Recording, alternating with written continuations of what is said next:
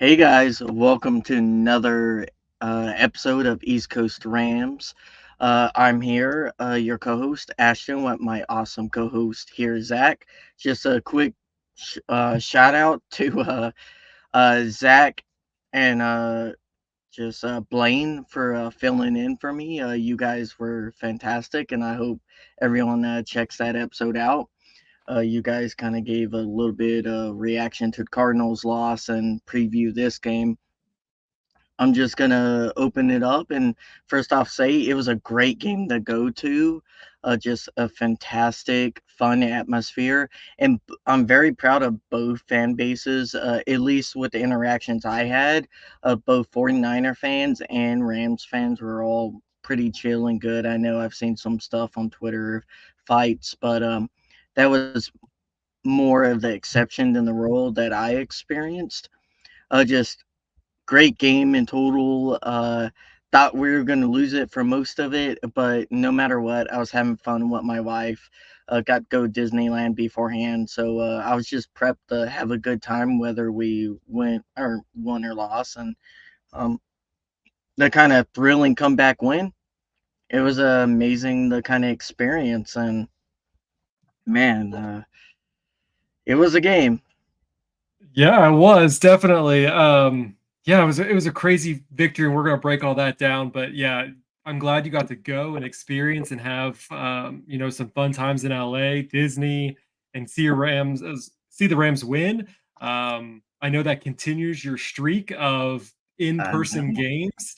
So we need to get this podcast going so we can send you to every game that we possibly can. I Um, I've gotten very lucky. The only blown out they have won that I've seen is the Bears in 21.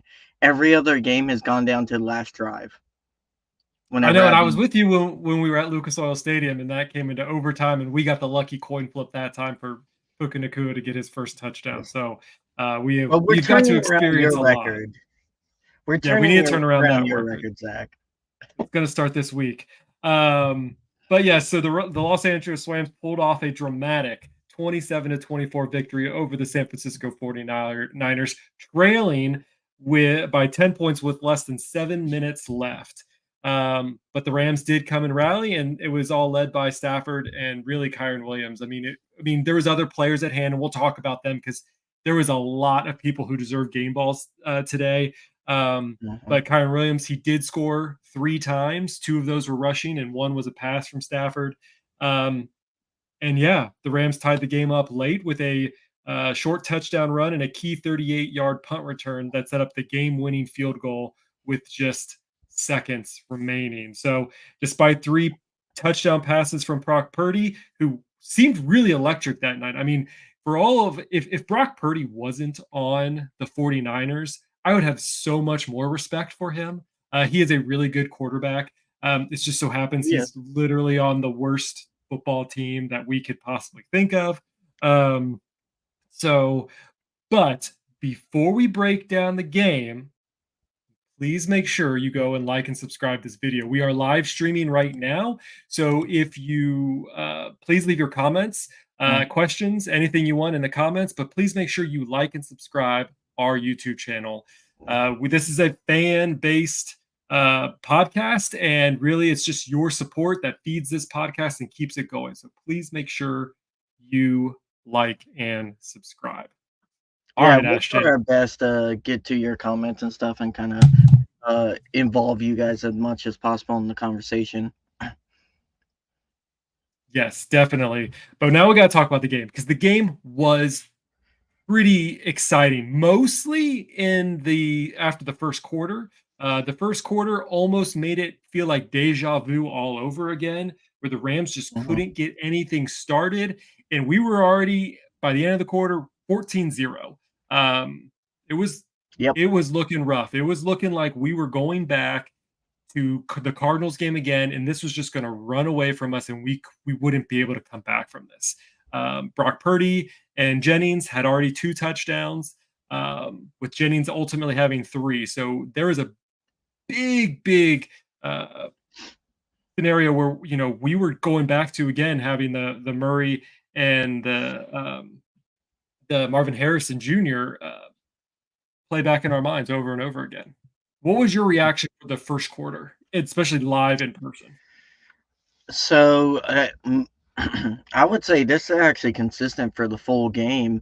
Is this defense is very talented, very young, and made a lot of mistakes because of it. And you saw a lot of young players, uh, kind of similar to how Byron Young and Kobe Turner last year struggled in the first part of the season. This defense is going to struggle. This defense was not meant to be the corners, like the main pillar of this team to win games. So I think first off, people need to not expect that of this defense because they were never going to do that. There's too many new pieces, too many newer players, and too many young players to expect them to be perfect and not have to grow. Like I feel like in 8 to 10 weeks, you start to see even in the game, like our Fisk made that tackle when he wasn't making that tackle in the first half. To stop Purdy from rushing, and you saw Purdy do that all the first half of the game, and he couldn't do that second half. And I feel like that's going to be kind of how the season goes. Is once Fisk gets used to the NFL speed, not like when you go from college to NFL, like you're expecting the QB not be able to escape that quickly, or like that half a second you don't think is the difference, but in the NFL it is, and it just takes some guys reps to get used to that. I think that's going to be a lot of these players, especially Kitchens didn't expect to get mossed, but do I think he makes that same mistake in possibly, but less likely to happen in 8 to 10 weeks. So this defense, I think, is going to be a lot better. Is it going to be top 10 defense? No. It needs a little bit more work, but it is definitely not a bottom of the league defense. And I feel like we have a lot of young, talented players that needs more. They need more reps. Hey, this defensive front, though, Zach, could be elite so many times. And this happened in the Cardinals game so many times. An inch. I mean, so close. And seeing it in person, you're like, if they were just a half a second quicker, half a step closer, they would have so many sacks. They would be so good. Not letting Purdy break contain, not letting Murray break contain. I think contain is our the worst element of our defensive front right now. They get pressure easily, but they can't maintain that front, contain and finish off tackles in order for losses and sacks. So once we get that worked out with our defensive front, maybe get better linebackers. Eventually, this defensive front can be top five. I do believe that, seeing it in person. Yeah, I agree with you. I want to talk about kind of the two ends, really literally the two ends of the Rams. You have Byron Young, who really was, I think, the biggest game changer for the Rams and defense today. Yep. He was aggressive. He was there. He was present. He was pressuring Purdy. He was there. Then you had Jared Verse, which this kid he's going to be something.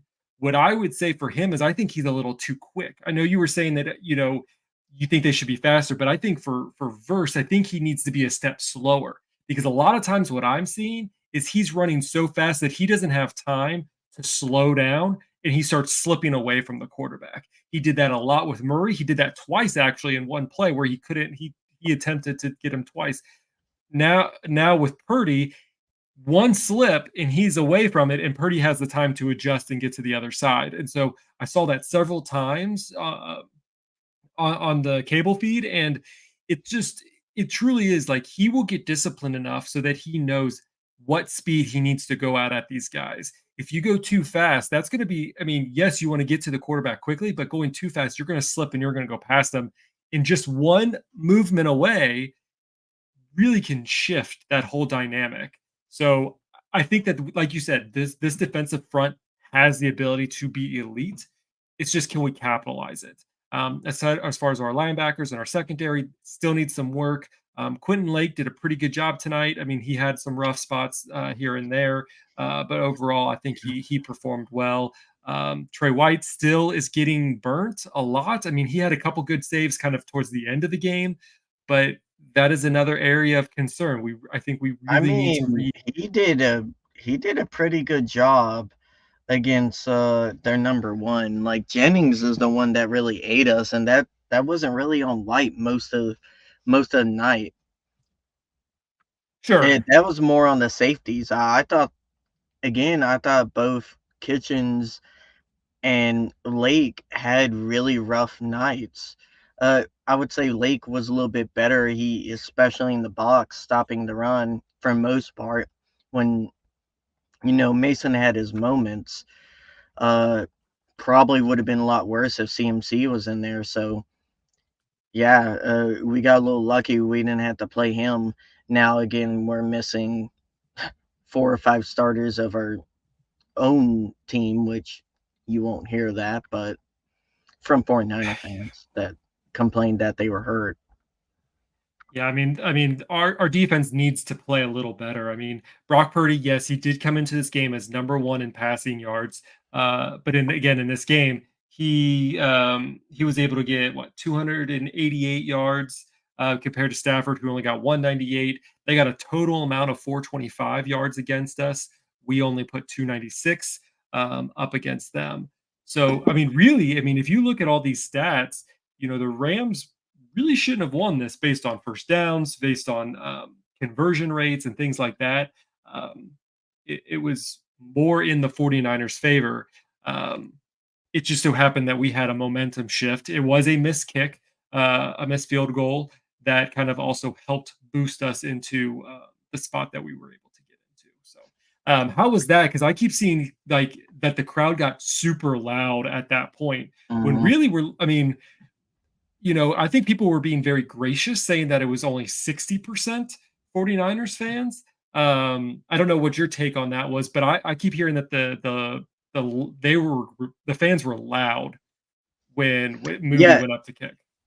so in comparison, when I went to the Bears game, I would say the Bears game was like Rams like 75, 80% to like 20% other fan bases. And it was louder this game than it was that Bears game. I would like to see other people's opinions on that who went to both, but yeah, I would say it was 60-40. Again, it's harder to tell because Rams, like some people wear the white jerseys instead of blue, which kind of blend in more to the stadium. And it's like the red pops more against the backdrop of the stadium blue seats. So, but it was the loudest since both times I've been SoFi it ever was. Uh, that's why he missed the kick. I believe it got above 100 decibels, which isn't the loudest in the NFL, but it's still not easy, and it was a long kick. So yeah, I'm very proud of the fan base because they showed up. Probably the most we've had against the Niners in a long time, number wise and loudness wise.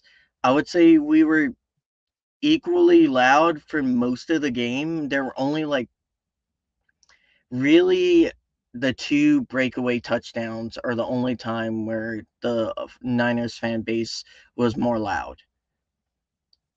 But it was more equal, which I thought you could tell it at least helped the teams stay in the game.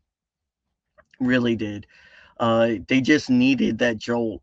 And man, can we talk about X a little bit? Like that 50-yard return probably won us the game, and they didn't even put him on the initial 53. And we were like, he should have been the returner all along. I don't. Yeah, I mean, we jumped on this from the very beginning when we thought when they were finalizing that roster, we really thought that Xavier Smith really had that clean shot to get in there. Kind of really beating out Tyler Johnson. I think that we knew that those two were it was going to be the bubble between those two. Tyler Johnson eventually did get it, which he did. He was very successful. In the really the first week and second week. But he was um, really nowhere on the field today. I mean, he had 3 receptions for 20 yards. Um, he was targeted 4 times. And then when you go look at his snap count, Stafford missed a he touchdown. was only there One 50% on the field. to in fairness to him, Stafford missed him on a touchdown. Should have been. That was the one right before half. Oh, was it? Okay. Yeah, yeah, he was wide open. And Stafford kind of maybe he had anticipated the wrong route. And sorry guys for my voice. I yelled so much that my voice is still recovering from the game. But yeah, I'm guessing that was a inward cut versus going outwards, but who knows? Um, yeah. Uh, So let's talk about some more of the highlights. You had Kyron Williams. I mean, man, that guy's a stud. I mean, he had 3 touchdowns, 1 was passing, 2 was in the rush. He had yep. 24 carries for 89 yards. Um, and then he caught 2 for I think somewhere around 27 yards. So he had a very efficient day. I think I keep saying over and over again, you give him the ball, he's gonna do something with it. Obviously, you have to have a decent offensive front to be able to do anything. In this week, I think they really did. Their offensive front was Alaric Jackson, Logan Bruss, Bo Lemer, Kevin Dotson, and Robin Havenstein. 4 of the 5 of them played 100% of their snaps, which is excellent. And then only Logan Bruss, he missed 2 snaps. Not really sure when that happened, but he did. Um, but still like a It could have 97. been at the end of the game when they kneeled. Could have Oh no, they been. did that weird trick play. Who knows? Hmm. So um, so Oh no, anyways, they kneeled before half, so it was probably that. um, So yeah, I think that was that's a good sentiment that you had your whole offensive line healthy for one entire game. Definitely helps, get you a win. Um, no turnovers for the Rams, no offensive turnovers. I think that's again something huge. We can't be giving up the ball, especially when we're limited in personnel as it is. Speaking of personnel, we did way more 12 personnel than we've ever done before. Definitely bringing that tight end set, I think definitely helped, get us that run game and be able to open up the 11 personnel to do what Sean McVay does best, and which is get the ball down the field, Mhm. which they did plenty of times. Any thoughts about those things before I want to talk about the fake punt next? I mean, Kyron was it. It's always electric and amazing seeing these guys in person, like how big they are, like how much strength they need. It just great plays by him. Definitely always finding backfield. My fantasy team definitely appreciated it, but more, he has a knack for being able to get into the end zone. That flip is probably going to be iconic, especially if we go on to do good things this season. Because guys, like this was a pivot point for our season. I do truly believe that, and you could tell the team was desperate, and they needed to be. Teams that go 0-3, I think only what 3 in the last 40, 50 years have made the playoffs. You don't want to go 0-3. It doesn't matter who you play against. It's such a hole to dig yourself out of. And this was a game you could tell they knew they had to win, and they put it all together in all phases. And surprisingly, special teams being probably and this will be good transition, probably was the spark for all of it in the best phase out of the three this game. By far, it's the reason we won the game.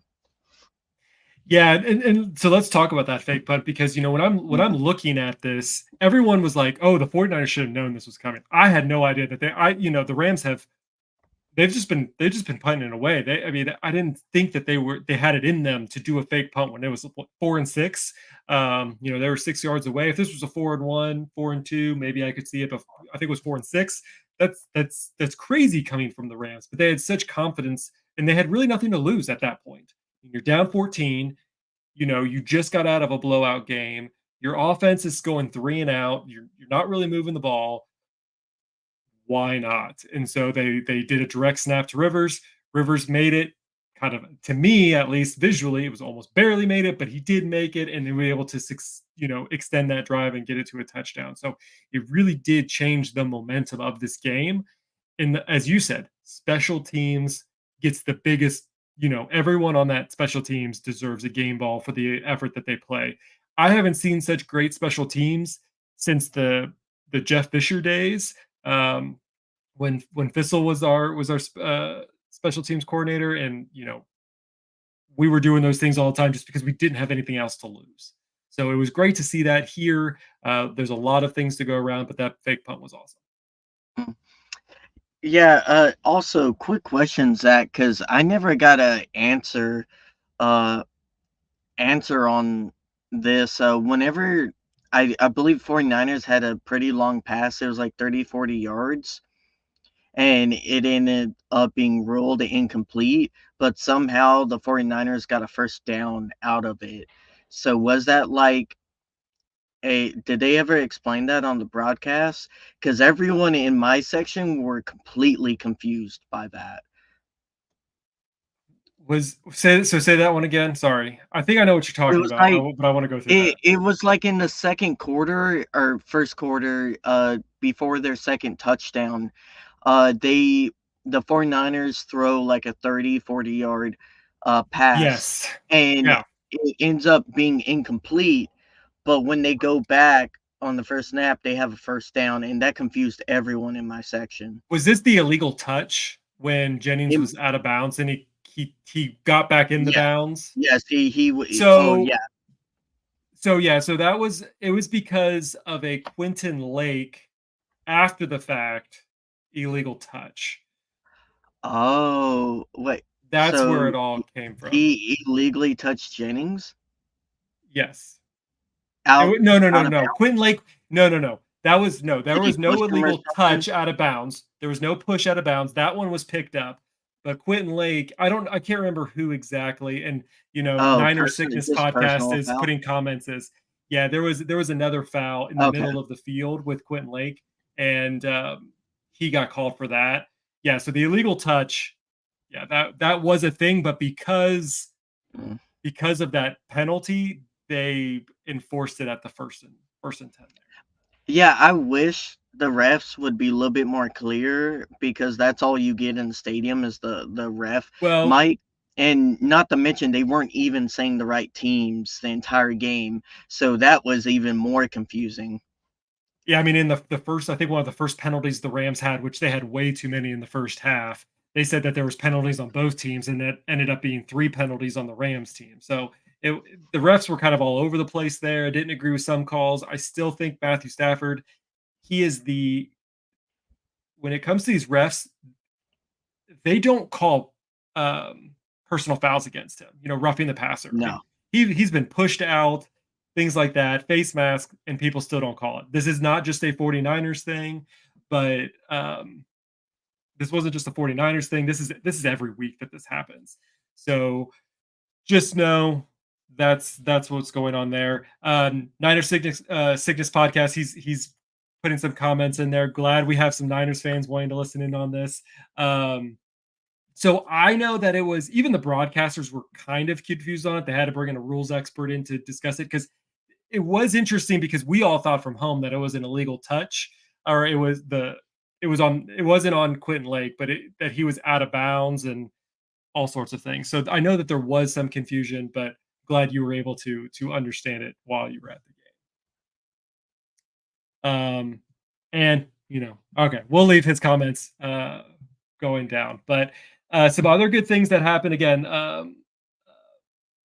Stafford just really just commanded this offense, especially after that. The first two really three and outs. He went over, or Mm. his first one. He went over to the offense, and he's like, hey, we need to do something. And I think that really again started lighting that momentum that happened. But let's talk about my man Tutu Atwell. We've been saying on this podcast 4 weeks now, Yeah. what is Tutu Atwell's doing? Like, is he going to play? Is he going to do something? Why is he on this team? Last night showed why he is on this team. He is a threat. I just don't know if McVay really knows how to utilize him as to his full potential. I mean, he was everywhere last night. He got the PI called on him, which gave 40 plus yards. He was able to do a super long 40-yard catch. He had a total of what, like 98 yards. Um, he was everywhere. He even threw a pass which was almost completed and should have been completed. So he was everywhere. You know, are you surprised by this? No, I mean, we always said Tutu has a lot of talent. He's just not a great fit for our system.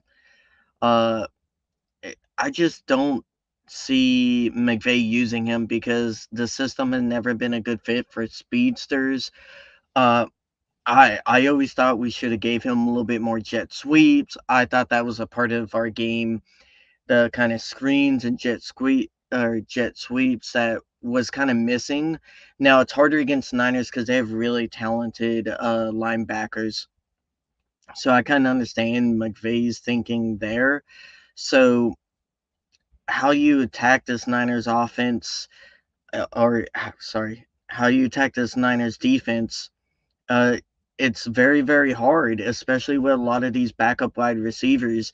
And, uh, Stafford, and this one thing my entire section kind of agreed on was it felt like Stafford didn't trust the wide receivers enough, that he wasn't fully entrusting them to have especially long developing routes. And as the game went on, you saw Stafford grow more and more in confidence and the wide receivers getting open.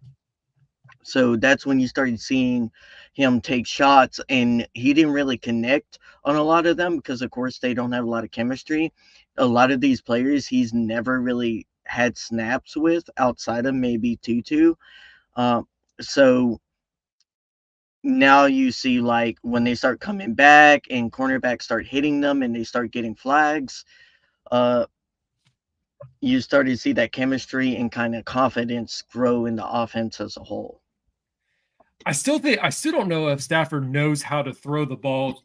I still don't think there's that chemistry with him and Tutu. I mean, there was a couple times where I think Tutu is so fast that even Stafford is having a hard time getting it perfectly where Tutu is, because he's just so quick. I mean, there was twice, I mean, that he's bobbled the ball and caught it. One of them, I think, and then there was another one where he dropped. And then even the his far one close to the end zone, you see Tutu kind of stop and come back for it because I think he was just a couple seconds just too far. So, but kudos to Tutu. I'm glad he's coming into this. I think that we will see more of him. We'll see more. I mean, the reason why I think we brought him on was for his quickness. We needed someone to stretch the field, and I think he can blow past almost any defender. We just need to get the work on that timing and that sync of getting the ball to him at the right perfect time. Yeah, it's hard to tell why. It's maybe a mix of their trust in him and the playbook and like what exactly sets he can show up in and perform. I we'll never know until like long after he's away from the team, like what their problem with him was, because he did great in the early part last year too, and disappeared after you got some more senior wide receivers. So Yeah, for sure. Um, let's see. And then really it goes to our kicking game. Both Cardi and even Ethan Evans, they played pretty prominent roles in mhm. this victory. Obviously, coming to this game, we knew that Cardi was, he was listed on the injury report as day to day. He says, he didn't realize that he was questionable the day that on Sunday. He thought he was good to go, which is funny. But pressure didn't take to him. It was sometimes these kickers, they get into this mindset of like, they have all this pressure on them because this is the game winning kick. And he was able to knock it in, no problems. So we can all go party cardy all night long, which I know a lot of people did. I'm sure a lot of people at SoFi was partying it up Mhm. after that. So, and then Ethan Evans, Uh, when we did have to punt, he did a masterful job of having that hang time and having the good bounces that it came back, and we were able to pin them down pretty deep into their area. Sorry, go mhm. ahead. I was just gonna comment on at least one of these comments. Just I've heard this a lot from, especially when I was leaving the stadium, was kind of talking about how Bosa was being held, which by definition we saw this where in Donald. He was so good. He got held sometimes, and you can't call a holding call every play because he's so good. Uh, or you're gonna have a flag every play, so he gets a different standard of call. It's unfair. I don't agree with it, but that's how the refs do it in the NFL. Verse was getting the same treatment. He was consistently by the tackle, the same amount of holding that Bosa was getting. Am I saying Verse is as good as Bosa? No. But I'm saying they had similar holds and they were calling it similar for both teams. Whether or not that's how the ref should have called it, totally separate story. But the Niner fans kind of whining about that, whining about injuries. Like, guys, you just blew this game. It's as simple as that. I'm not going to Yeah, I sit mean, here and and like the Rams deserved the win. Like we didn't play great, but we made the plays when we needed to. yeah, I mean, it was pretty bad. I mean, as far as penalties go, the Rams had 7 penalties for 111 yards, with the Yeah, Niners having 8 penalties for 75 yards. I mean, the for Rams fans, we've kind of been known to this treatment where the refs aren't always are normally our friends at all. There's usually a lot of flags thrown against us. It is what it is. We've kind of dealt with it. So, but the refs did a pretty good job. I still think there were some weird calls. I think Stafford is very inconsistently, well, actually, he's very consistently not getting roughing the passer calls, which I yeah, feel like that's probably the one change I think needs to happen. Um, yeah. so yeah, I think we've kind of nailed a lot of what happened in this game. Xavier Smith, again, whatever, he was awesome. Coming out here, I think this makes a lot of teams scratch their head why they didn't grab him when he wasn't on the practice squad, and then even when he was on the practice squad, because I Mhm. think this guy can be a threat. And so now he's on the active roster. McVay said today he is our punt returner. I will say, duh. I think that was a kind of a no-brainer that we need to keep him into this because again, the Rams had really, I mean, he could have just kneeled it, but he had the knowledge that he was able to run the ball and pick up that 38 yards. So super impressed by that, and again, super impressed by this whole team to be able to come back from a 14-point deficit, which I kept seeing things that this was the biggest deficit that Sean McVay has been able to overcome in his tenure here. So 14 points isn't it doesn't seem like a lot. It's 2 scores, and, the Rams were able to overcome that. So, pretty impressive, for this team to never give up. Yeah. Well, I mean, you had the deficit against the Bills, which, if you're talking about wins, that's correct. If you're talking about like getting to the point where you really tied the game at the end of the game, I would say the Bills game in 2019. But yeah, Sure. But since they didn't win, um, you know, we'll give this one to McVay. McVay did a great job coaching this up. They all did. All the oh yeah, coaches worked hard. As much I think a lot of everyone gave a lot of grief to Chris Shula in the first half. I think people were calling for his job and things like that. This is a very young defense, and I think even one of the better coordinators, or possibly a better minded coordinator, Raheem Morris, Brand Stanley of old, things like that. I don't know if there would have been much of a different outcome. There maybe would have been a different scheme. Maybe there would be some players that would still be on the team, but I think he did admirably for what he did. This defense needs to get hot quicker, and not take so hmm long to make adjustments. But the offense also needs to be able to stay on the field longer, so the defense doesn't have to just keep coming back and forth on and off the field. I mean, the game plan from defense was clearly take away Ayuk, which they did successfully, make the other 49er wide receivers do the heavy lifting and contain Mason. They did the Ayuk and Mason part. And you got to give credit Jennings. He had a fantastic game. He was electric. Uh, can he continue that? Who knows? But against our defense, he did really good against second and third level DBs and the safeties. And, you know, I think, like I said, defense needs to grow. They're young and uh, they're going to be better. So I believe so, at least. Yeah, I think so. And so yeah, this game was fun to watch. I mean, it was terrifying the first quarter, but then things started to move into a different trajectory. Yep. And the Rams just never gave up. They battled, and that's why we love this team because it doesn't matter if they were 0-2, they were going to put everything out there and try to get this win, and they did at home in a very red stadium. So yeah. So any final thoughts about this episode or this episode, this game? Uh, I'll give credit to SoFi Stadium. The food was not atrocious like it was the first time I went there 3 years ago. Food was eh, so better. It was better. So I'll give credit there. Awesome. Awesome. Well, it was fun to watch from home. I got to eat the food that I wanted to eat and things like that. So, plus there. All right. Anybody who's in the live stream, feel free to again put your comments, questions in the chat. Would love to interact with you all while we're live streaming. Um, break down some news real quick. We'll do a small recap for the next week against the Bears, and then we're out of here. Not a whole lot of news because guess what? McVay said no one got injured.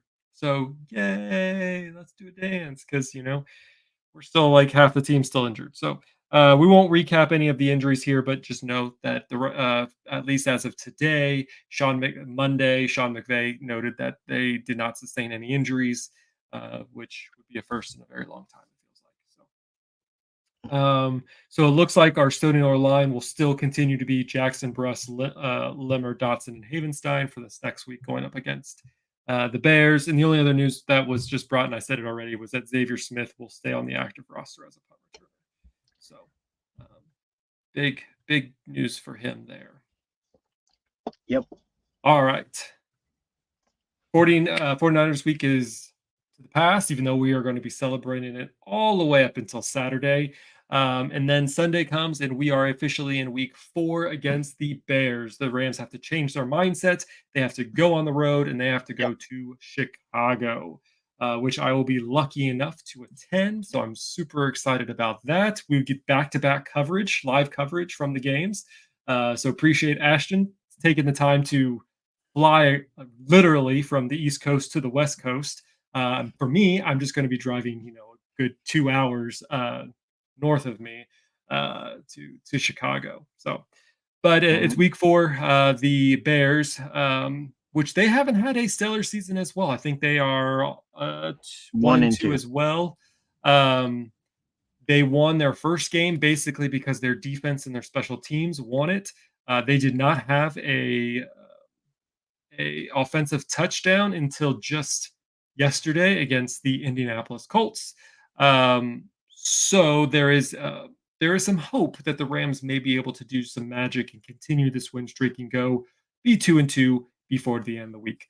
What are your thoughts, Ashton, about going to Chicago against Caleb Williams and company? I mean, he's a rookie. He's been prone to a lot of mistakes, especially in the deep game. He's missed a lot of wide open deep receivers. Some of that is because the Bears O line just needs more weapons there. They need better tackles. Uh, Do we yeah, think I this is mean, going to we'll be Do we think that this is going to be kind of reminiscent? People keep saying this, that it's going to be reminiscent to the Cardinals game, where we could see a potential Caleb Williams to Rome Odunze. where Rome Doomsday is going to have this super breakout game. He had one actually yesterday with the Colts. It's not really his first breakout game, but being able to do something similar to what Marvin Harrison Jr. did, and then what Jennings did against the Rams yesterday. I mean, our defense is going to struggle for the first 6 to 8 weeks. Like, I don't know what else to tell people. It's going to take time for them to grow, especially the defensive front. Once they start getting pressure and getting sacks, it's going to turn around. But that's not going to happen next week. So Caleb should do a little bit better against our front. We're a little bit worse in, I think they played the Colts and maybe Chargers. I can't remember.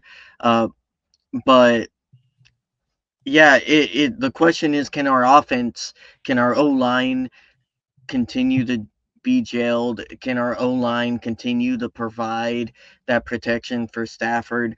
And can these wide receivers get separation against a pretty good and rebuilt Bears defense? And that's going to determine the game, in my opinion. Yeah, so the Bears lost. They won against the Titans 17-24. They lost to the Texans 13-19, and then they lost Yeah. to the Colts 21-16. So these have been relatively low scoring games. I know the Bears defense is probably going to cause us some trouble.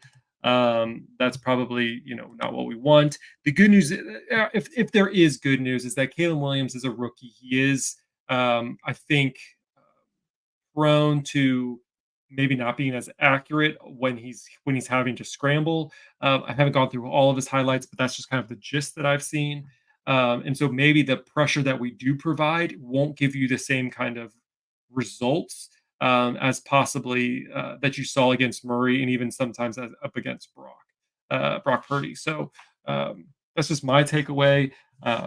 Hopefully the Rams again can come into this game, be able to take care of business. Let's get 2-2, and then let's take care of Green Bay in Week 5 before the bye. Yeah, he gets happy feet a lot, which was a problem for Jared Goff consistently when he played with us. When you start And dancing around, it doesn't end well typically. for sure, for sure. Yeah. So I think that there is some benefits there that the Rams can definitely take advantage of. So let's hopeful that the Rams can take care of business. Um, Anything else you want to talk about before we kind of wrap this up? No, it was a great game, great atmosphere. Guys, proud of the fan base for their uh, kind of outpouring for the team. I want more and more fans to stop selling their tickets, go to the game, because it was a fun atmosphere, and eventually we can turn this rivalry around and give the team a little bit more of a home presence. Yeah, I think that's definitely key there. If you are going to Why they Chicago, missed please the cut. kick? Yep. Yep. If you are going to Chicago, please hit me up on X. You can find me at Zac Mayer, or you can message us at East Coast Rams.